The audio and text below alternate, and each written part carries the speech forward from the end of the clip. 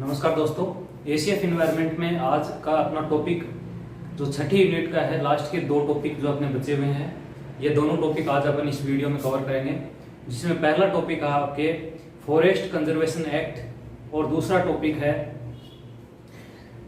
जो ये एक्ट बने हैं, जितने भी एक्ट अपने पढ़े हैं इनको लागू करने में क्या क्या समस्याएं उत्पन्न होती हैं। तो इससे संबंधित जो टॉपिक है, ये दो टॉपिक आज अपन कवर करेंगे। तो अपना पहला जो टॉपिक है वो है फॉरेस्ट कंजर्वेशन एक्ट 1980।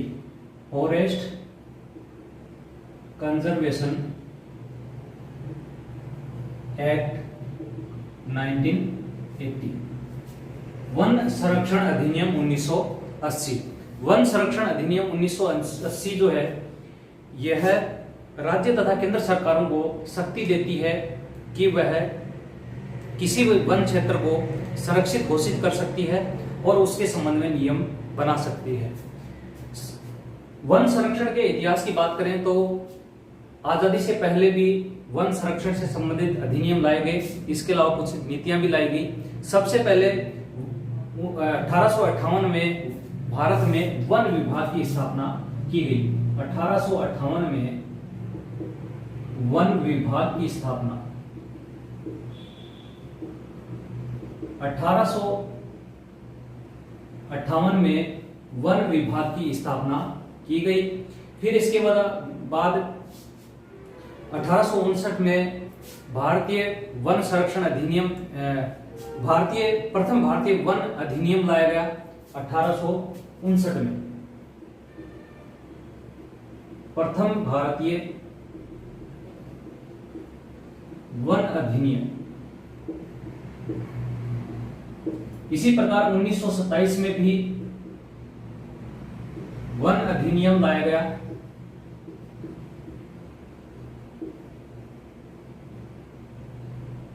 वन अधिनियम 1927 में लाया गया। 1952 में स्वतंत्र भारत में प्रथम वन नीति की घोषणा की गई। प्रथम वन नीति की घोषणा, स्वतंत्र भारत में वन नीति की घोषणा की गई। लेकिन ये जो एक्ट था 1927 का एक्ट, ये एक्ट पूरी तरह से वन संरक्षण करने में कामयाब नहीं रहा, यानी इसमें कुछ कमियां थी। इन कमियों को दूर करने के लिए वन संरक्षण अधिनियम 1980 लाया गया। 1927 के एक्ट 1927 के एक्ट व 1952 की वन नीतियों की कमी को दूर करने हेतु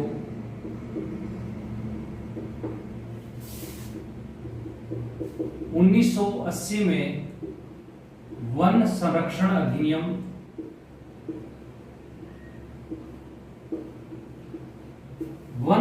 अधिनियम लाया गया। कब लाया गया? 1980 में वन संरक्षण अधिनियम लाया गया। यह जो एक्ट है, यह 25 अक्टूबर 1980 को लागू हुआ। 25 अक्टूबर 1980 को यह एक्ट लागू हुआ। तो ये डेट जो है आपको ये ध्यान रखनी है। 25 अक्टूबर 1980 को वन संरक्षण अधिनियम 1980 लाया गया। जितने भी एक्ट हैं, अगर वो पहले जम्मू कश्मीर को छोड़कर पूरे भारत में लागू थे, तो वर्तमान में जितने भी एक्ट हैं वो पूरे भारत में, यानी जम्मू कश्मीर सहित वर्तमान में ये पूरे भारत में लागू हैं। क्योंकि अभी जो 5 अगस्त 2019 को जो जम्मू कश्मीर के संबंध में जो अध्यादेश लाया गया गवर्नमेंट के द्वारा, जो एक्ट बना है, उसके तहत जितने भी एक्ट हैं जो पहले जम्मू कश्मीर में लागू नहीं थे, वर्तमान में जे&के में वो लागू है। तो ये जो एक्ट है, ये 25 अक्टूबर 1980 को लागू हुआ था। अब ये जो एक्ट है, इस एक्ट में कुछ महत्वपूर्ण जो सेक्शन है उनकी अपन बात करेंगे। इस एक्ट के महत्वपूर्ण सेक्शन,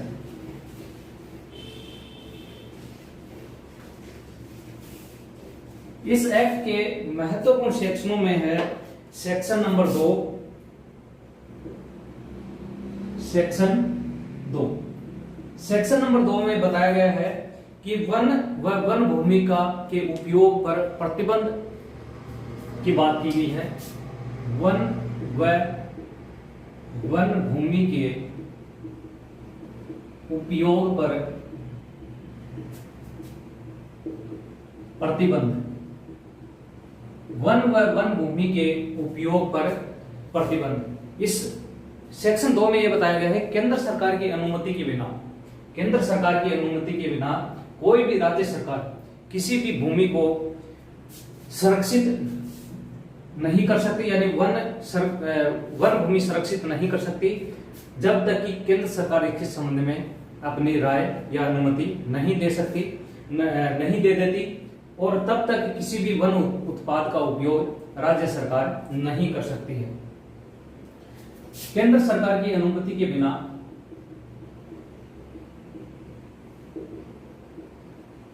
केंद्र सरकार की अनुमति के बिना राज्य सरकार वन संसाधन व वन भूमि का उपयोग नहीं कर सकती। तो इसका मतलब यह है कि केंद्र सरकार की अनुमति से ही किसी क्षेत्र को वन भूमि घोषित किया जा सकता है और उसके संसाधनों का उपयोग भी किया जा सकता है।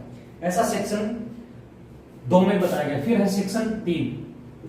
सेक्शन 3 में सलाहकारी परिषद की बात की गई है। सलाहकारी समिति, सलाहकारी समिति, एडवाइजरी कमेटी, एडवाइजरी कमेटी।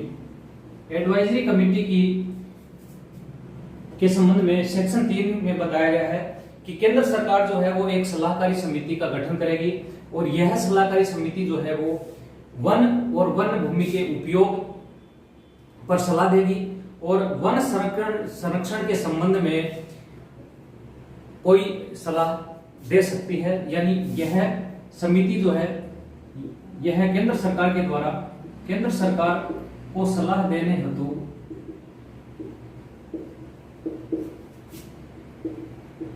सलाहकारी समिति का गठन किया जाएगा। इस सलाहकारी समिति के कार्य हैं, पहला, वन व वन भूमि के उपयोग पर सलाह देना।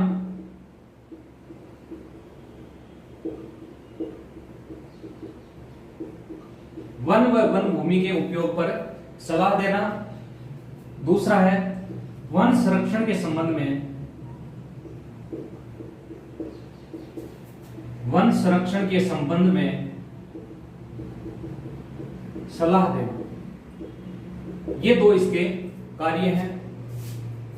तो सेक्शन 3 में सलाहकारी एडवाइजरी कमेटी का उल्लेख किया गया है। फिर सेक्शन 3A, सेक्शन 3A में सेक्शन 3A, सेक्शन 3A में इस एक्ट का उल्लंघन करने पर जुर्माने की बात की गई है। सेक्शन 3A में सेक्शन 2 का उल्लंघन करने पर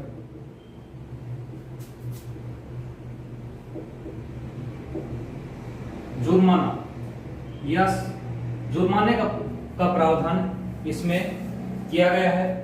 साथ में ही इसमें सजा का भी प्रावधान, जुर्माना व सजा का प्रावधान इसमें किया गया है। तो सेक्शन 3A में ये बताया गया है कि जो सेक्शन 2 था, इसका अगर उल्लंघन किया जाएगा तो इसमें सजा 0 से लेकर 15 दिवस की सजा और जुर्माना 500 रुपए। जुर्माना कितना है? 500 रुपए। फिर है section 3A। Section 3A, section 3A में एडवाइजरी कमेटी या सरकारी कोई एडवाइजरी बॉडी हो या कोई अथॉरिटी हो या फिर सरकारी विभाग हो, उसके द्वारा जब इस एक्ट का उल्लंघन किया जाता है तो उसके संबंध में प्रावधान किए गए हैं। किसी अथॉरिटी या सरकारी विभाग द्वारा एक्ट का उल्लंघन करने पर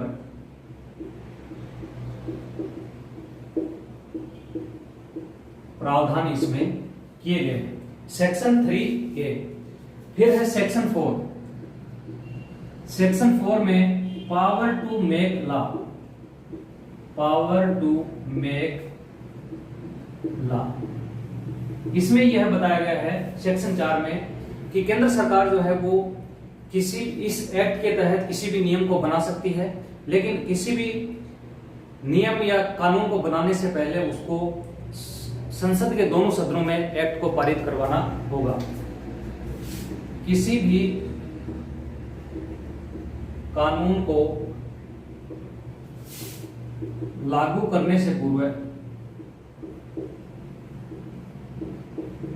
संसद के दोनों सदनों में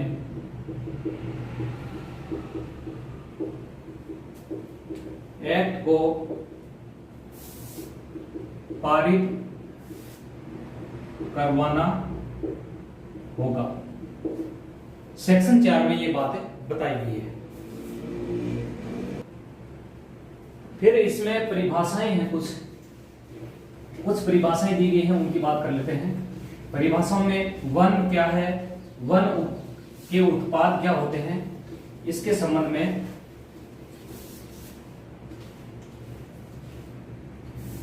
परिभाषा।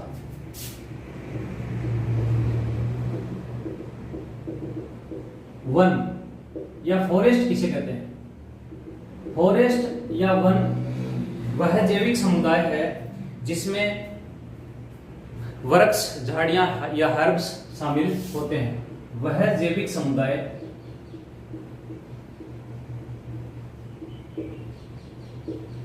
जिसमें हर्ब्स, सर्ब्स, ट्री शामिल होते हैं। झाड़ियां, घास और वृक्ष जिसमें शामिल होते हैं, उस जैविक समुदाय को क्या कहा जाता है? वन कहा जाता है। दूसरी परिभाषा है वन उत्पाद। वन उत्पाद, वन उत्पाद वनों से प्राप्त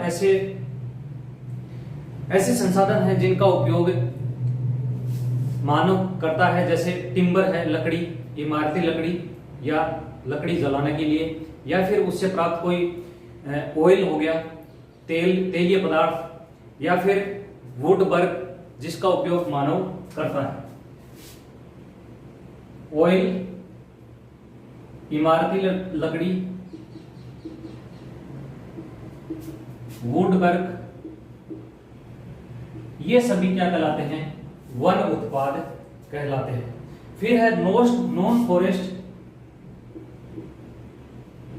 प्रोडक्ट, गैर वन उत्पाद।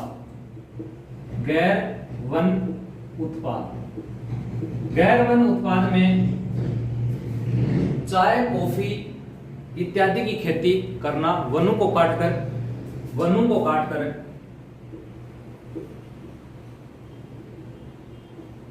उस स्थान पर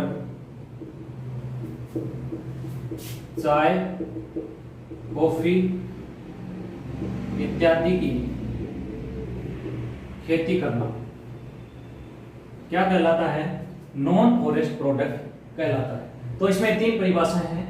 फॉरेस्ट या वन किसे कहते हैं, वन उत्पाद किसे कहेंगे, और नॉन फॉरेस्ट प्रोडक्ट किसे कहते हैं। अब इसमें एक चीज ये बताई गई कि राज्य सरकार जो है, राज्य सरकार किसी भी भूमि या फिर आरक्षित वन को किसी ग्राम समुदाय को उसके उपयोग के लिए आदेश दे सकती है, यानी ग्राम समुदाय जो है वो उस क्षेत्र से लकड़ी काट सकता है या फिर चारागाह के रूप में उसका उपयोग कर सकता है। तो ये शक्ति राज्य सरकार उनको दे सकती है। राज्य सरकार किसी भी वन क्षेत्र को लकड़ी काटने, पशुचारण हेतु स्थानीय समुदाय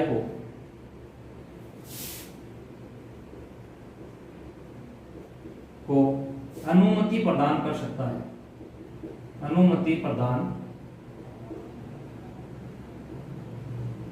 कर सकता है। यानी राज्य सरकार को यह शक्ति प्राप्त है कि वो किसी भी वन क्षेत्र को स्थानीय समुदाय के उपयोग के लिए उसे अनुमति प्रदान कर सकता है। राज्य सरकार किसी भी बंजर भूमि को आरक्षित भूमि भी घोषित कर सकती है। राज्य सरकार किसी बंजर भूमि को आरक्षित भूमि भी घोषित कर सकती है। राज्य सरकार किसी भी बंजर भूमि को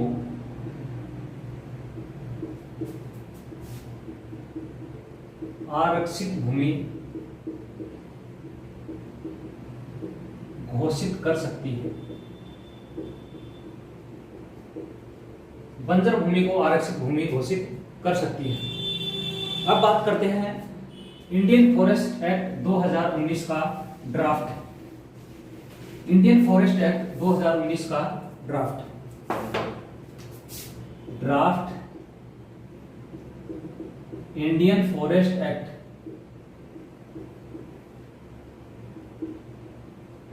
2019।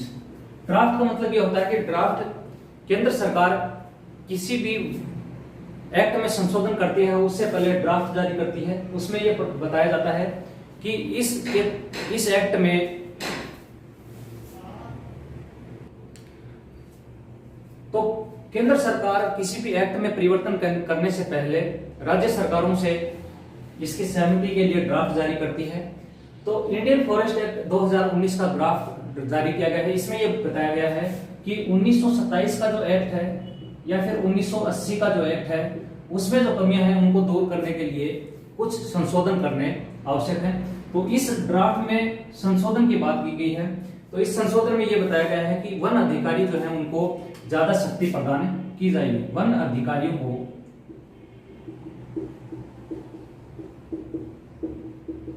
ज्यादा शक्ति प्रदान करना, साथ में ही वन अधिकारी जो है वो हथियार भी रख सकते हैं, ऐसा नियम जारी करना। वन अधिकारी हथियार रख सकते हैं।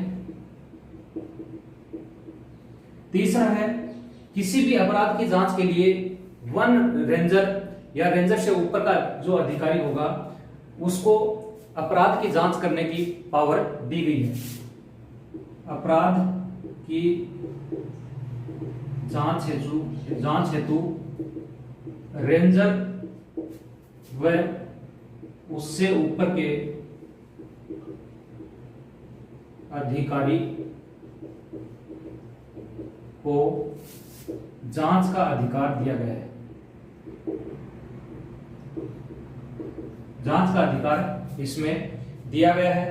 साथ में ही वन अधिकारियों को निरीक्षण की शक्ति, वन अधिकारियों को निरीक्षण की शक्ति, निरीक्षण व अर्ध न्यायिक शक्तियां, अर्ध न्यायिक शक्तियां दी गई है। साथ में इस एक्ट में वनपाल से या फिर उससे ऊपर का जो अधिकारी है वो अपने क्षेत्र में कभी भी जा सकता है। वनपाल वह उससे ऊपर का अधिकारी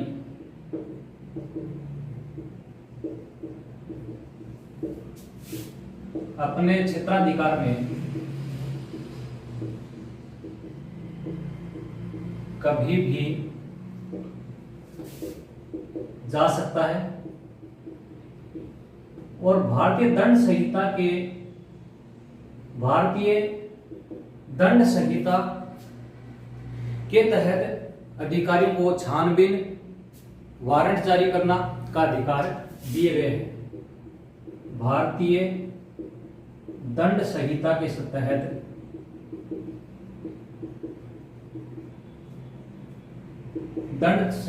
तहत छानबीन, सर्च वारंट जारी करने का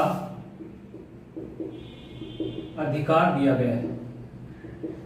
तो ये अधिकार, नया जो एक्ट होगा जिसमें संशोधन होंगे उसमें ये अधिकार दिए जा सकते हैं। तो इसके संबंध में पहला ये ड्राफ्ट जारी किया गया है, ये अभी तक लागू नहीं है। यह क्या है, एक ड्राफ्ट है जो परिवर्तन आने वाले एक्ट, संशोधित एक्ट में लागू हो सकते हैं। तो ये कुछ परिवर्तन हो सकते हैं जिसका ड्राफ्ट जारी किया है गवर्नमेंट ने। तो अब दूसरा टॉपिक जो है वो अपना शुरू कर। नेक्स्ट इसमें अपना जो टॉपिक है वो है लास्ट 6 मिनट का टॉपिक, जो कि एग्जाम की दृष्टि से इतना इंपॉर्टेंट नहीं है, क्वेश्चन आने की संभावना इसमें काफी कम है, लेकिन फिर भी अपन इसको कर लेते हैं। इस टॉपिक में ये जो टॉपिक आपके है, issue involve in information of environment legislation, issue involve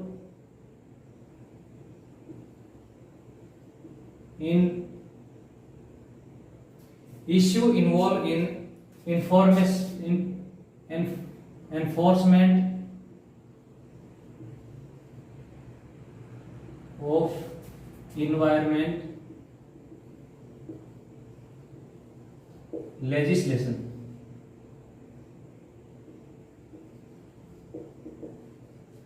Issue involved in enforcement of environment legislation, यानी पर्यावरण से संबंधित जो कानून हैं उनको लागू करने में क्या क्या समस्याएं आती हैं।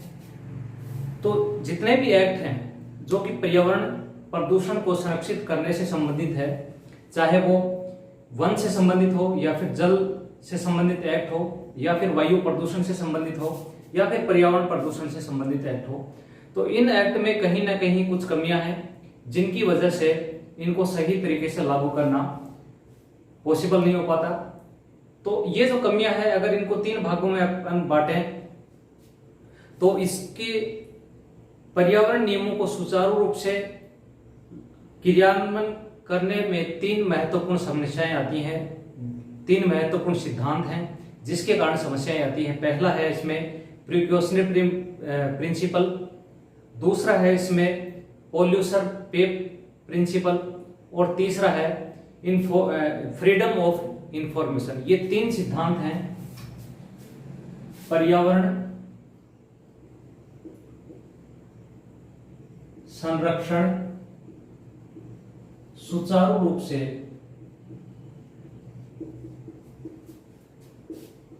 लागू नहीं होने के 3 महत्वपूर्ण सिद्धांत हैं, जिसमें ये जो 3 सिद्धांत हैं इसमें पहला है प्रिकॉशनरी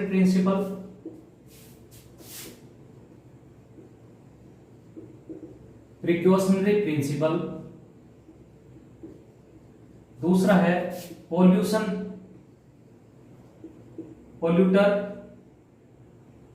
पे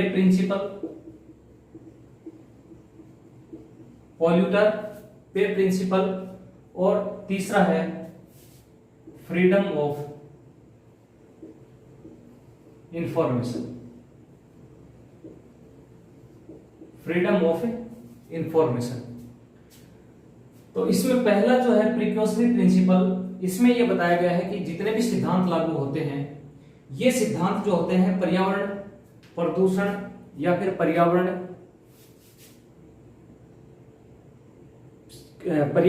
जो प्रदूषित होता है मनुष्य गतिविधियों के कारण या प्राकृतिक गतिविधियों के कारण, तो ये जितने भी एक्ट बनाए गए हैं, ये एक्ट जो है ये एक तरह से उसको जो पर्यावरण प्रदूषण के लिए जो समस्याएं हैं उन समस्याओं को पूरी तरह निस्तारित नहीं कर पाते, जबकि उनको ये जो समस्याएं हैं उनको थोड़ा बहुत ये कम कर सकते हैं, लेकिन उन समस्याओं को पूरी तरह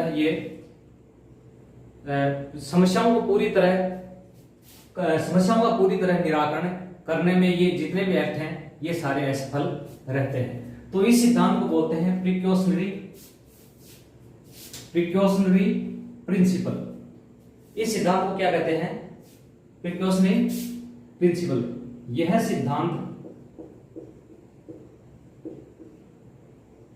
बताता है कि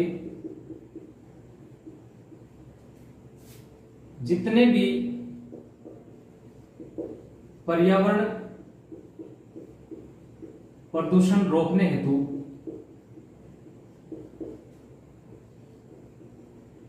सिद्धांत हैं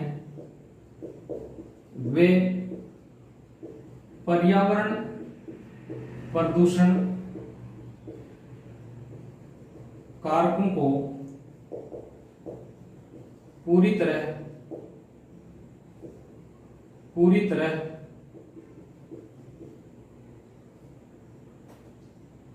निस्तारित नहीं कर पाते।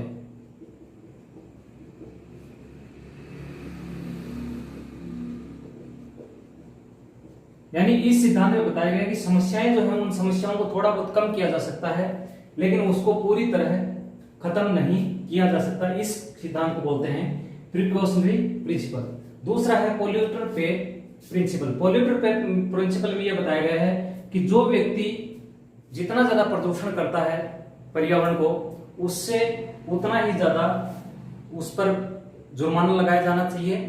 लेकिन इसमें कई बार क्या होता है कि जो छोटी इंडस्ट्रियां होती हैं, ये छोटी इंडस्ट्रियां जो है वो पर्यावरण प्रदूषण करती हैं तो उन पर ज्यादा जुर्माना लग जाता है, जबकि बड़ी जो कंपनियां होती हैं उन पर उतना ही प्रदूषण करने पर जुर्माना सेम रहता है। लेकिन छोटी इकाइयां जो है वो इससे ज्यादा प्रभावित होती हैं, जबकि बड़ी इकाइयां जो है उन पर कोई प्रभाव नहीं पड़ता। इसे बोलते हैं पोल्यूशन पे प्रिंसिपल।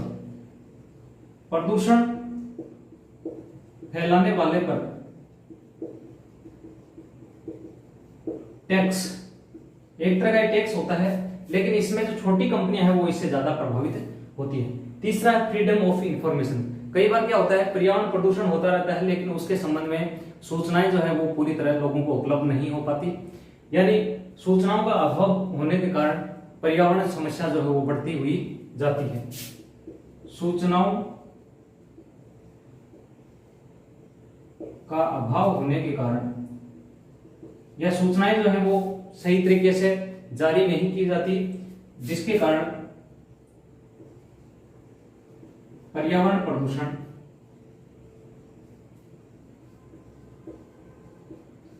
बढ़ता है। और जितने भी एनजीओ वगैरह है या फिर सामान्य व्यक्ति जो है उस तक सूचनाएं पहुंच नहीं पाती, जिसके कारण पर्यावरण प्रदूषण बढ़ता रहता है। तो ये 3 सिद्धांत है, प्रिकॉशनरी प्रिंसिपल, पोल्यूटर पे प्रिंसिपल और तीसरा है फ्रीडम ऑफ इंफॉर्मेशन। अब बात करते हैं जो एक्ट हैं उन एक्ट में क्या क्या कमियां हैं।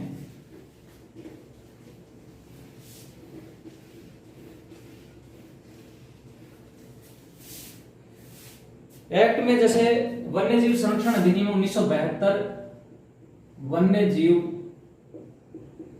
संरक्षण अधिनियम 1972, इस अधिनियम की कमियों की बात करें तो इसमें जो केंद्र सरकार है उसको ज्यादा अधिकार दिए गए हैं, जबकि राज्य सरकारों को अधिकार कम दिए गए हैं। केंद्र के पास अधिक अधिकार, जबकि राज्य के पास अधिकार व शक्तियां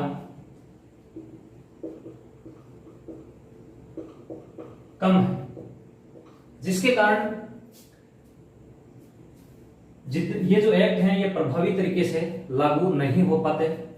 दूसरा है इसमें जुर्माने का प्रावधान कम है, यानी इसमें जुर्माना कम लिया जाता है और सजा भी कम होती है, जिससे एंडेंजर्ड स्पीशीज जो हैं उन पर ज्यादा प्रभाव होता है, क्योंकि शिकार करने वाले हंटर जो होते हैं कम जुर्माना और कम सजा के कारण वो अपराध करने में कोताते नहीं है।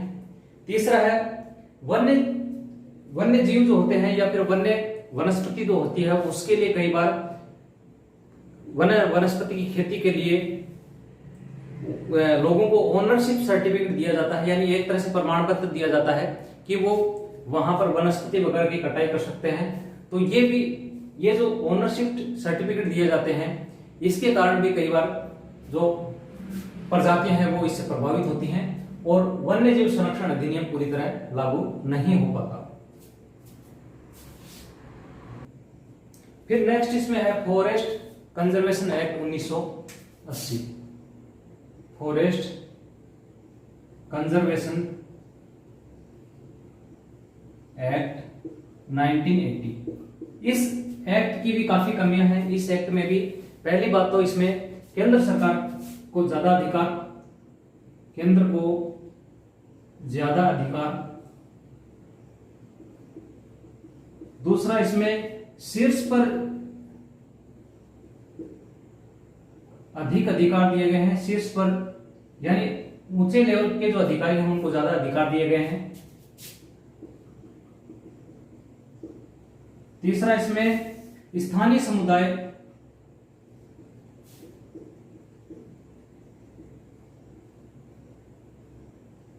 की राय नहीं ली जाती, जबकि वन संरक्षण में स्थानीय समुदाय की भागीदारी सबसे ज्यादा होती है। वन संरक्षण में स्थानीय समुदाय अच्छी भागीदारी निभा सकता है,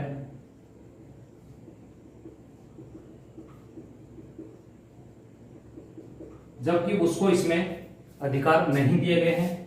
साथ में ही जो स्थानीय समुदाय होता है, ये स्थानीय समुदाय किस प्रकार यहां पर संरक्षण किया जाना है वो अच्छी तरह जानता है, इसलिए उसको इस एक्ट में भागीदारी उसको दी जानी चाहिए। साथ में ही जो स्थानीय समुदाय है उसकी अगर आजीविका खत्म हो जाएगी, क्योंकि वो वनों पर निर्भर है, अगर उसकी आजीविका खत्म हो जाएगी तो फिर वो अवैध शिकार करेगा।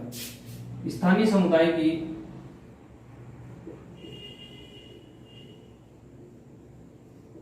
आजीविका खत्म होने से वह अवैध शिकार करता है, इसलिए उसकी अगर भागीदारी उसमें नहीं रखी जाएगी तो वन्य जीवों का अवैध शिकार होता रहेगा। फिर है पर्यावरण संरक्षण अधिनियम,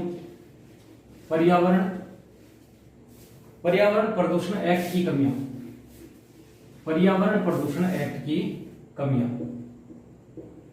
पर्यावरण प्रदूषण अधिनियम की कमियां।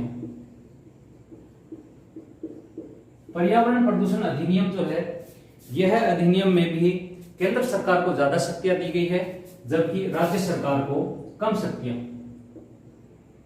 केंद्र को अधिक शक्तियां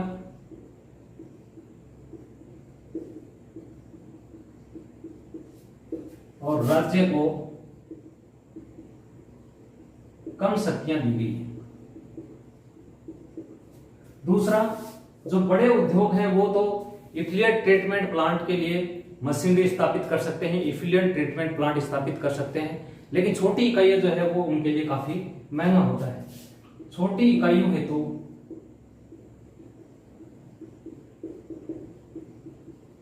इफ्लुएंट ट्रीटमेंट प्लांट लगाना ज्यादा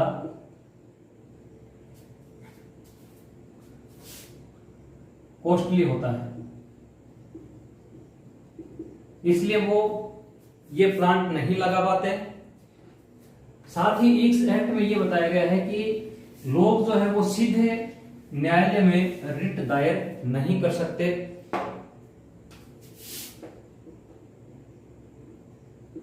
आम आदमी न्यायालय में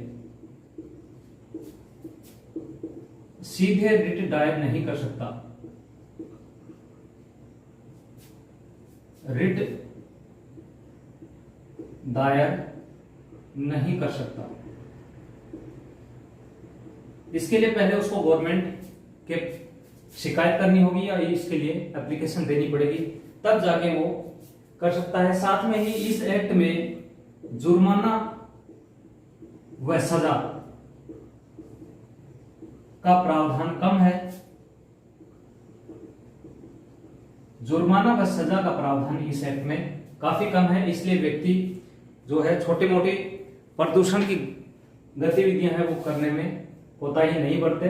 तो ये कुछ कमियां हैं जो जितने भी एक्ट हैं उनमें कुछ महत्वपूर्ण कमियां ये है, जिसमें अपन ने 3 सिद्धांत देखे हैं। वो सिद्धांत थोड़े इंपॉर्टेंट है, एग्जाम में आ सकते हैं, बाकी इसमें क्वेश्चन भरने की संभावना बहुत कम है। बहुत बहुत धन्यवाद।